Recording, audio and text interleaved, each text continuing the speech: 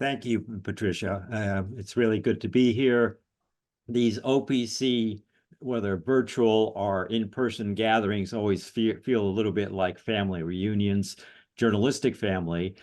Today, I think there's also some literal family, at least among people who I think are tuned in. For instance, we have Kitty Thurmer, who's the daughter of Angus Thurmer, one of the AP correspondents who are featured in the book, and who I had the good fortune to meet and interview about 12 years ago. Kitty is on the call. She told me she would be, and a couple of her siblings maybe as well. Also, we have Jerry Whiteleather. His father, Melvin Whiteleather, was also one of the correspondents who is featured in this book. And I believe also that Irina Shirer is on the call. She is the widow of William Shirer, who was not AP. He was a CBS correspondent in Berlin during most of the 30s, and of course then went on to write books like The Rise and Fall of the Third Reich.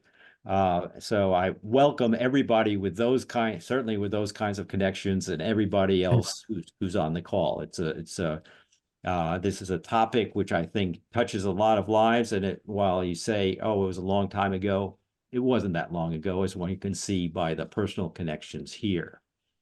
So one of the most daunting challenges for any journalist is to report from a totalitarian society. And that's true of the journalists, it's true of the bureaus. And one of the hardest assignments, I think, also for journalists is then to examine the record of their own journalistic organization in that context. Newshawks in Berlin, the book that we're talking about, tells the story of the AP bureau in Berlin during the Third Reich, which was certainly one of the most difficult places to work at that time or at any time. The only comparable place I can think of in that era, of course, was Moscow in the Stalin era. So we have this challenge of looking at the record of the Berlin Bureau, and I think Larry, Randy, and Anne have done a truly masterful job in examining the evidence, pulling the story together, and making it both really a riveting narrative while covering an awful lot of ground. So I congratulate you for that. Randy, I'd like to start with you. Can you just give the basics? How did this project start, which turned into a very ambitious project? And then how did you and Larry start the research on it?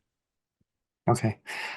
So it was a bombshell that hit the AP offices and startled its staff. In 2016, German historian Harriet Schonberg wrote that AP ceded influence to Nazi propagandists over its German photo service from 33 to 41. She also noted that the Nazis misused AP photos to further the regime's virulent anti-Semitism. And she revealed for the first time AP's use of photos from a dedicated Nazi photographer, Franz Roth. So immediately, John Denishevsky, AP's vice president of standards, felt that it was important for AP to do an accounting to see what actually transpired, because all this was new to us. Larry had spent 5 years as a bureau chief in Germany, and this was new to him. And all of AP's official published and non-published company histories didn't reveal or depict any of the writings that Harriet wrote about. So we spent the year researching the report, and at the conclusion, we felt that it was only a partial. The mosaic wasn't complete. There was a lot more material out there, and we wanted a complete full accounting of what transpired. So Larry and I worked for the next 4 years in developing our first comprehensive reporting of a manuscript. And then Anne came in and ha- she was very involved in the editorial process, and she did a great job and summarizing everything, because we had like twice as many words as we cut it down and she made it a much more readable form. As far as the research, which is always fascinating, we utilized AP Corporate Archives, which when we did the book, they received more material from Berlin, which was a little ironic, but to our fortune, because we were able to report new nuggets of information.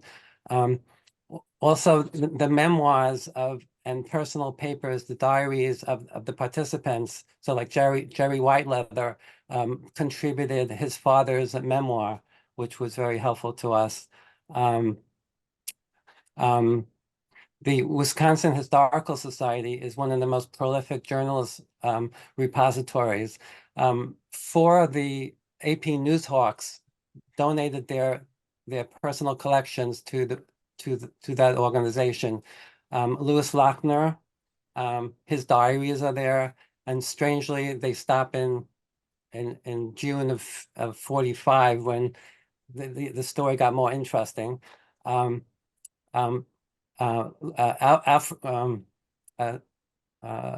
Steinkopf papers were there. He embedded and was the first like Western journalist to visit Warsaw, and so there's a lot of good material for him.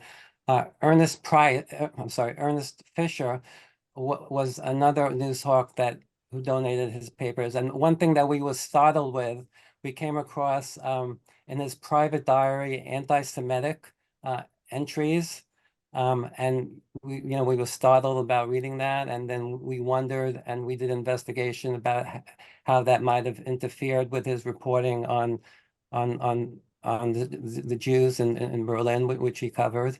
And Byron Price was another AP. He was an AP executive. He became the director of censorship. He okayed the AP photo deal during the war, and he's fascinating also because he was the only censor to receive a Pulitzer citation. So there's incredible wealth of material there. And there's certainly, you can see it saturates your pages, so you can see it's based on really extensive research and good research. And as you say, it's not just what the AP produced, but what was behind the scenes and what people were writing privately. Just one other item. So AP cooperated. They gave us kind of exclusive access to the AP Photo London Library, because a lot of the AP photographs from Berlin that were not destroyed were transferred over when AP the photo agency was sold in 2009. It was transferred to London. So I was able to be there for a whole week to investigate many thousands of photographs that they had that we were able to incorporate in our report. All right.